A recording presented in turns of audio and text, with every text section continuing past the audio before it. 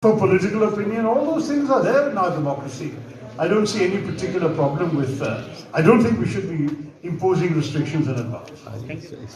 Hello, sir. Hi. My name is Sharaja. I'm from Rashidul. Sir, I wanted to know, like, in a certain Twitter trend, Achha? the chatbot actually copied your style. So, are you going to be using it to answer your, Twitter fans? No, I honestly think that, there is, for me, my writing is as instinctive as the way I speak or the way I breathe. So to allow a machine to do it for me would be like putting my body on life support. That doesn't make sense. How come it copied your style so perfectly? I'm not sure it was that perfect. Honestly, I'm not sure it's that perfect. It was amusing, I found it funny, but if you read things I've written, I don't think you'll find something quite so uninspired in my name. Yes, sir. My name is Yash Goel, with the Statesman. Hi. So, you have been writing on all subjects. Do you have any plan to write on Bharat Jodo Yatra? I have. I've done a column. I have a weekly column in the leading Malayalam newspaper, Manorama, and it also appears on their English website, so you can read it in English. And I must say that I wrote that some time ago when it was about 75 days old, the Yatra. Now it's double the length, and everything I've said I think is confirmed. It's been a huge success. I think it has very significantly rehabilitated the image of Rahul Gandhi. After all this caricaturing of him, all this Pappu business, was based on 3 charges, right? One was, this is a shoot and scoot politician. He will declare a dharna one day and fly off abroad the next, and so on. Here he is sticking doggedly to his guns, marching on 150 days, 160 days. You can't say that anymore. The second charge is, he was arrogant, elitist, inaccessible, kisi ko mil nahi sakta wagera. What you see now? Har aadmi se milte hain. All sorts of people have come from all walks of life, talked to him, held his hand, marched along. That's also gone. The third argument was, he's a dilettante, he's not a serious politician, he can't talk seriously. And this is a man who's held a dozen press conferences. How many has our dear Prime Minister held? So I think the charges against Rahul Gandhi are really blown to smithereens now. I think that this is somebody who is completely transformed by the Yatra and by what the public have seen of the Yatra. But the second thing that's equally important, especially as we're heading towards a very important election year, is the fact that his Yatra has energized the party and the party workers. What I'm seeing in every stage is people are feeling inspired again. There was a bit of a slump. All of you were saying in the media, this election is doomed, 24 is already written off. After this Yatra, we believe, I think a lot of the workers themselves, the party is feeling that there is a terrific chance to make a difference, that there is a new energy, a new sort of spirit in the party. I think all of this makes it a huge success. Do you think it will help Congress in next election? You see, everyone says that's what remains to be proven. I agree, it remains to be proven, but we can prove it. And I think that if you have workers who are feeling motivated and positive, why can't they go out and translate that into energetic canvassing for elections? I think it should happen. Yes. Good afternoon, Dr. Thiru. My name is Saket Suman. I have a question for you on creative freedom. Creative freedom. Yes, sir. This last year, Salman Rushdie was attacked, and it is the first edition of JLF that is taking place after it. I want to understand from you, and it would be great if you could shed some light on how literary festivals and cultural gatherings can play a role in promoting creative freedom. You know, Saket, I mean, I've seen your blogs and so on. You write very creatively yourself. You know that in our country, it's impossible to write without somebody having some reaction to what you write. So if we are going to go around making every writer feel that anything that offends even one individual is unacceptable, we'll be stifling creative freedom in this country for everyone. So I think what we have to do is, we understand that in a large and diverse democracy like India, occasionally things we say or do may not make everyone happy and may make some people distinctly unhappy. That's part of the price that has to be paid. But as long as we are not breaking the law, and there are very clear and specific laws, I think we should just go ahead. In the case of what Salman Rushdie had written in the Satanic Verses, in India, the book was not permitted to be imported under the Sea Customs Act, which de facto meant it could not be sold here. It was, again, de facto banned. So in that case, the situation is a bit different. If you are, on the other hand, writing today about some other domestic issue or political thing where your opinion may not match somebody else's opinion, I believe you have the freedom to do so. And what is more, the courts have consistently upheld your freedom and your creative rights. Even in the famous M.F. Hussain case, people forget that Justice Sanjay Kishan Kaul was now in the Supreme Court. He was then a judge of the Delhi High Court, and when all these Hussain cases were clubbed together. And he made a remarkable judgment, 2006 or 7, maybe 5 or 6, I can't remember. A remarkable judgment in which he talked about creative freedom and sort of defined it judicially. And that has stood the test of time. Nobody has challenged it. And he has said, for example, the difference between art and obscenity, the difference between portrayal of nudes in painting and nakedness for pornography, these are not the same thing. And art and creativity has a certain special place that has been upheld by court judgments in our democracy. And writers should not go around living in fear. They should write with confidence and with courage, knowing that so far the democratic system is with them and not with those who are going around trying to silence them. Shashi ji मैं Neeraj Sharma sir I am Jai Kishan from India Today sir Hindi में सवाल पूछूंगा आपसे sir infighting का जो magnitude है कांग्रेस के अंदर केरल की आप कंडीशन देखे आपके और केसी वेणुगोपाल जी के बीच में यहाँ आप सचिन पायलट और अशोक गहलोत के बीच में देखिए तो पार्टी पे आपको क्या लगता है इसका क्या असर पड़ेगा क्योंकि राजस्थान में तो सारी गद्दार बेईमान इस तरह की चीजें और केरल में भी आप सेम स्थिति में है केसी वेणुगोपाल सर के साथ में तो किस तरह से आप देखते हैं इस फाइटिंग को कांग्रेस को वीकन करके एक तरफ भारत जोड़ो यात्रा चल रही है देखिए कोई भी पार्टी हमारे देश में क्या मोनोलिथिक है क्या भाजपा के अंदर एक ही राय है हर विषय पे और हर व्यक्ति के ऊपर मेरे ख्याल में हमारे लोकतंत्र में तो राय की फर्क तो हो सकते हैं दो व्यक्तियों के आपस में लेकिन अगर आपकी आइडियोलॉजी एक ही है आप एक ही कॉज के लिए लड़ रहे हैं अंत में कौन करेगा वो तो पार्टी को तय करना पड़ेगा और अंत में आपको पता है कि भाजपा में कौन कौन नेतृत्व कर रहे हैं और आपको पता है कांग्रेस में कौन कौन नेतृत्व कर रहे हैं इसका मतलब नहीं है कि दूसरे लोग भी अपने आप को कामयाब नहीं मानते हैं लेकिन अभी वो लोग अधिकार में नहीं है लेकिन फैक्शनलिज्म या इनफाइटिंग जो आप कह रहे हैं मेरे ख्याल में हर पार्टी की हकीकत यही है कि कुछ ना कुछ कोई कहीं ना कहीं छोटी सी फैक्शनलिज्म हो जाते हैं लेकिन अंत में बड़े प्रश्न आप देख लीजिए भाजपा के खिलाफ तो सारे कांग्रेसी हैं और अगर हमारे तरफ से हम चाहते हैं कि किसी व्यक्ति को ये जिम्मेदारी दे दे और कोई और तय करता है कि कोई और जिम्मेदारी दे दे These are very small things in comparison with the larger issues at stake. Yeah. Sir, good afternoon.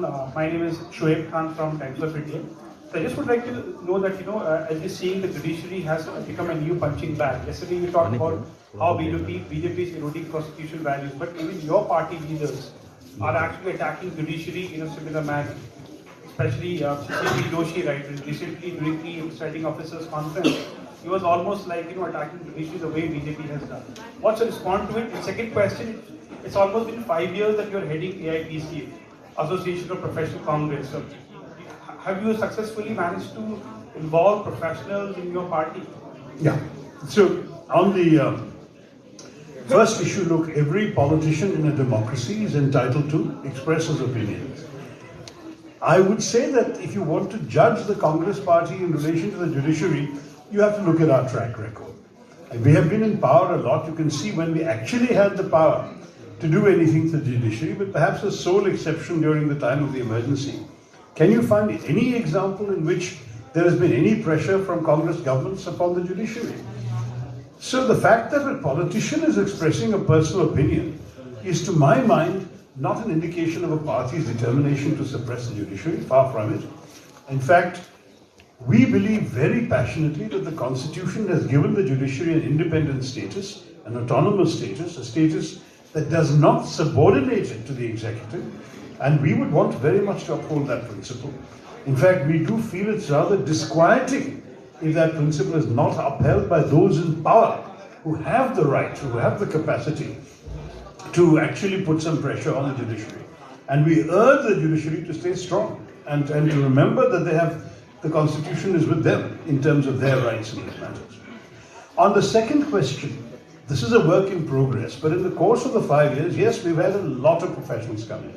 And what is more, these professionals, about 10,000 scattered throughout the country, will not sort of strike any politician in India as a very large number.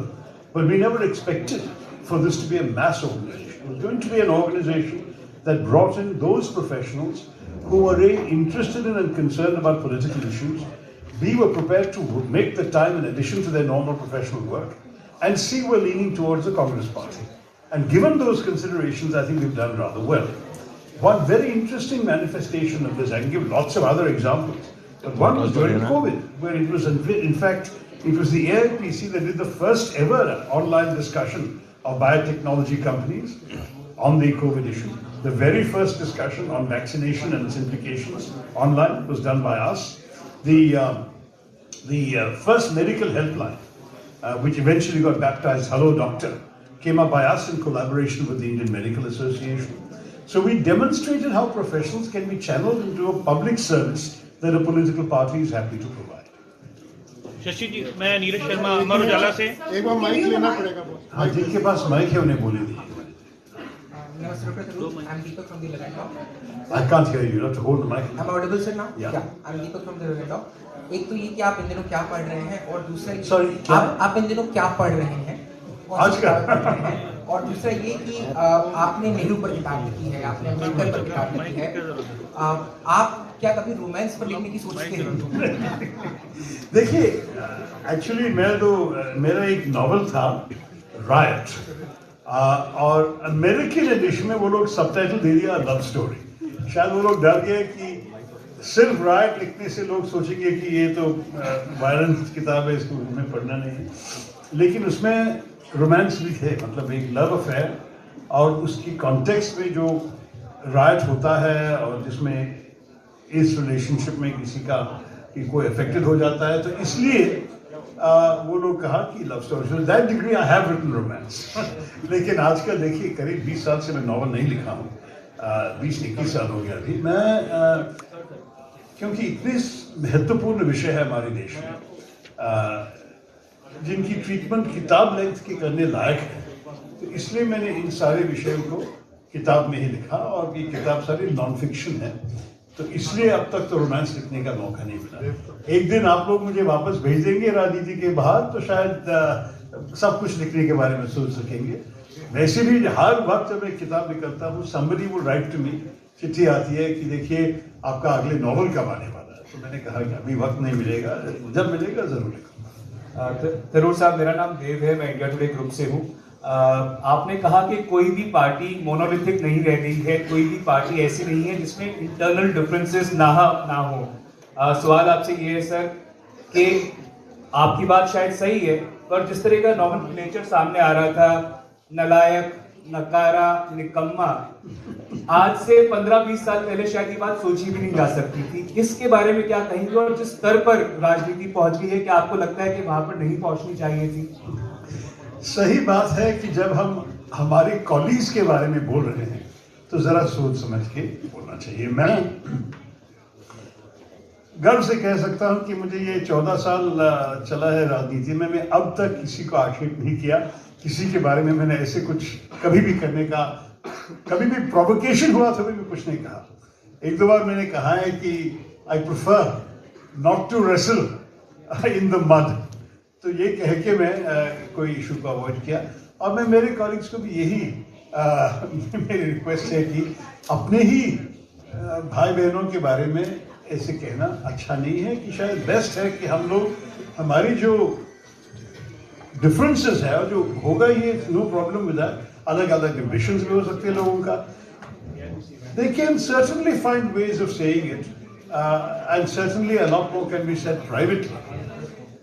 तो मैं भी चाहूंगा कि with the party we should keep it balance. Actually मैं तो दूसरे पार्टियों के नेताओं को भी मैं ऐसे अपमान करना नहीं चाहूंगा, क्योंकि हमारी राजनीति में ultimately we should start off with the premise कि everybody is of good faith.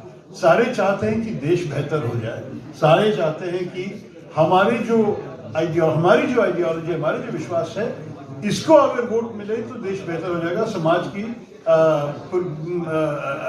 प्रगति के लिए हमारे काम है। तो इस हालत में if somebody personally you don't like, find some other way of showing that. मेरे ख्याल में silence is sometimes underestimated as a virtue. Sir, I'm Manish from PTI. Hi. So there are two closely related questions. Yeah.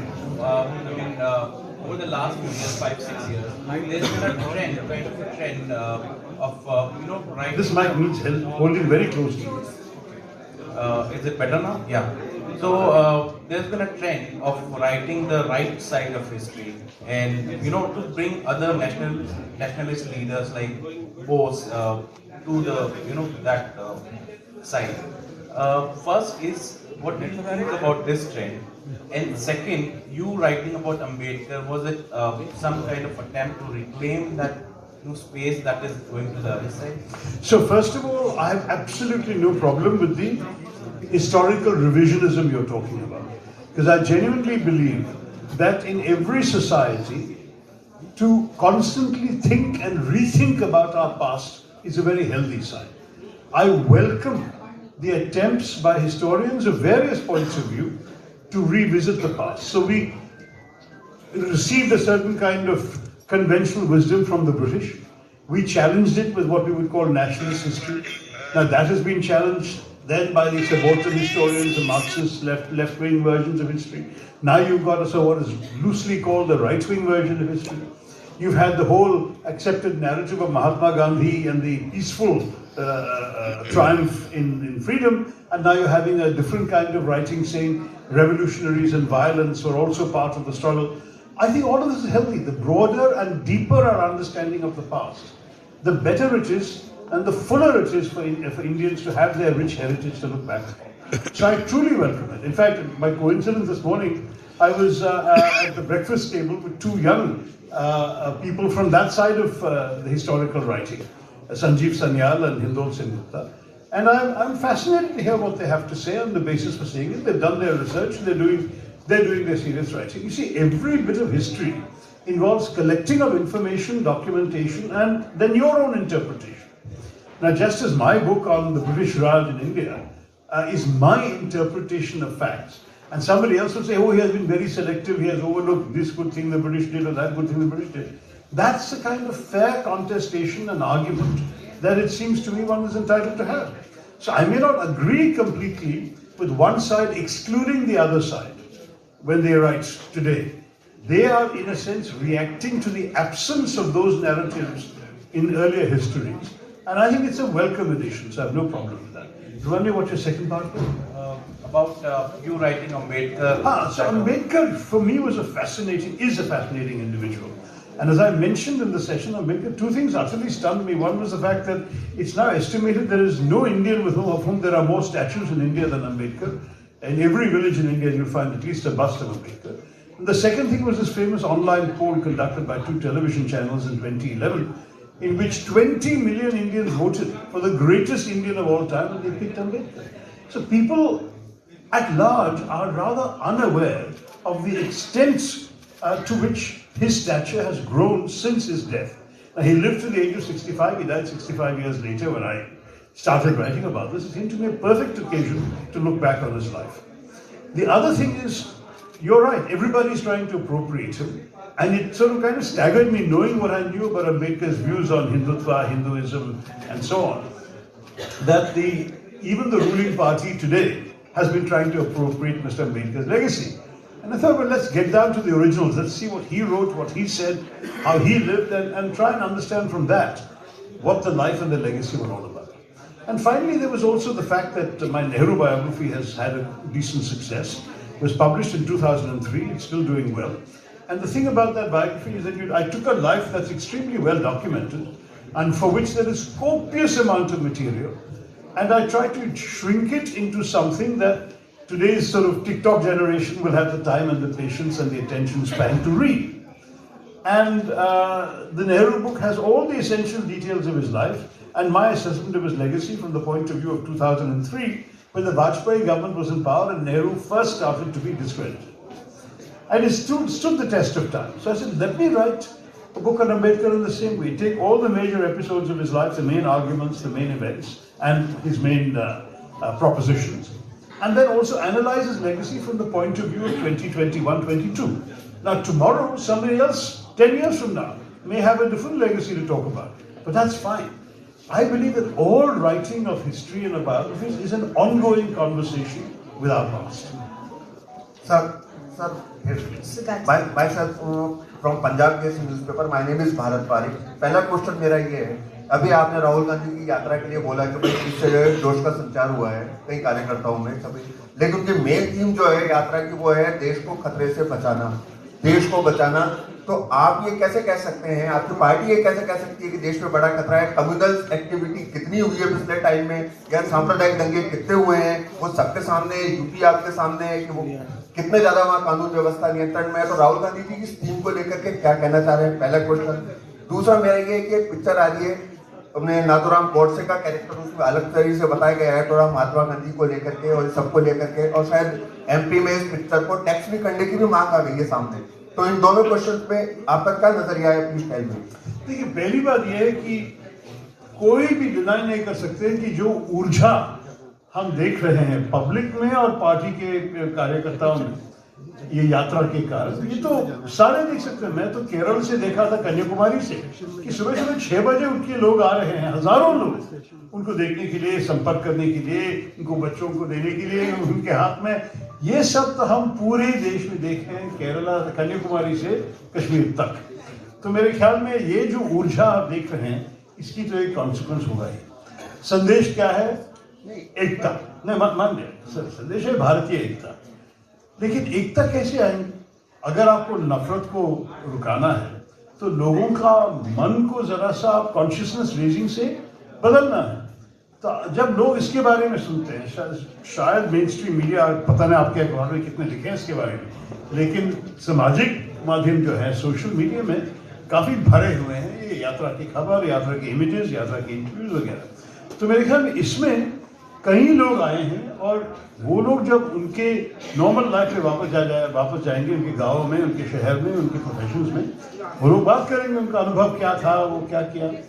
तो हम चाहते हैं कि पूरे भारत के साधारण लोग के मन में ये मैसेज जाए कि देखिए, हमें जो आजकल चल रहा है इसको एक्सेप्ट करने की ये अनिवार्य नहीं है। हम इसको रिजेक्ट भी कर सकते हैं, दूसरी किस्म की चिंता आगे हो सकती है।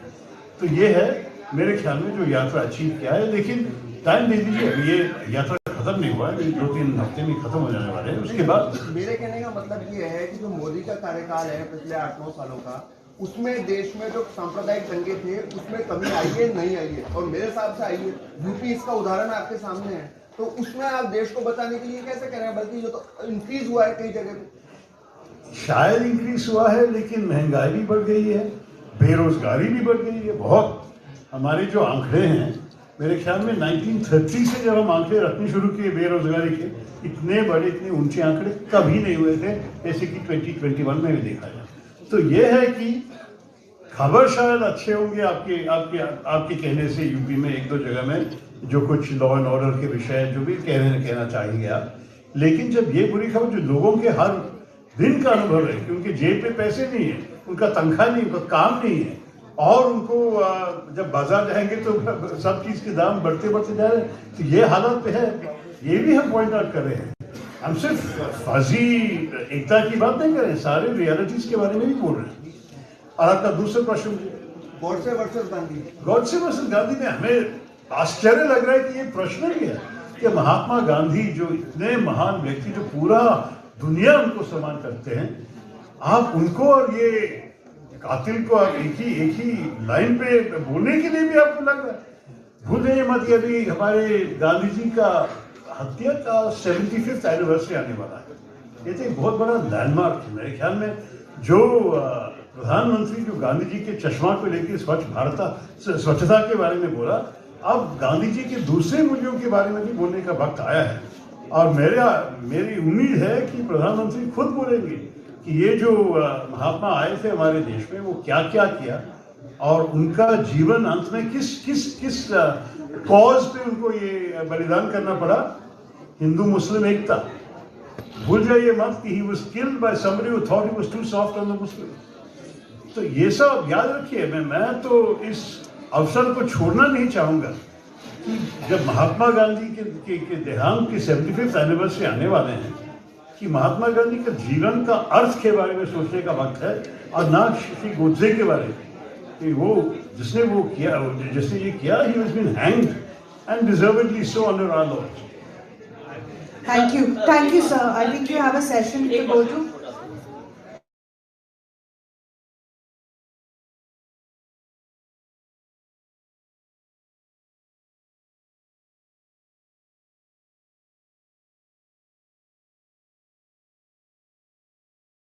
राष्ट्रीय अध्यक्ष का चुनाव लड़ा था, क्या लगता है कि अब जो ऊपर जो सीनियर लीडर्स हैं उनको चेंज करके तभी आप कांग्रेस आगे बढ़ सकती है? तो ये तो मुझे जवाब देने का मौका है, आप खड़गे साहब से पूछना पड़ेगा, वही अध्यक्ष है। और मेरे ख्याल में जो AICC प्लीनरी आने वाला है फरवरी के अंत में, शायद उसी के आसपास, शायद उसी के बाद शायद कोई चेंज वो नहीं आएगी, लेकिन उनको बोलना है, मुझे पता नहीं उसका इरादा क्या है। अध्यक्ष को तय करने दो कि किस किस्म के बदलाव ले आना चाहिए। Thank you, sir. Sir, कोई और मैं ये पूछना चाह रहा था कि आपको खुद को ऐसा लगता है कि बदलाव की दरकार है, तभी आपने राष्ट्रीय? मैं तो बदलाव के नाम पे ही चुनाव लड़ा था ना, लेकिन मैं हार भी गया, तभी जो सीता वही Sikandar. One comment on Bageshwar Dham sir, one comment on Bageshwar Dham sir.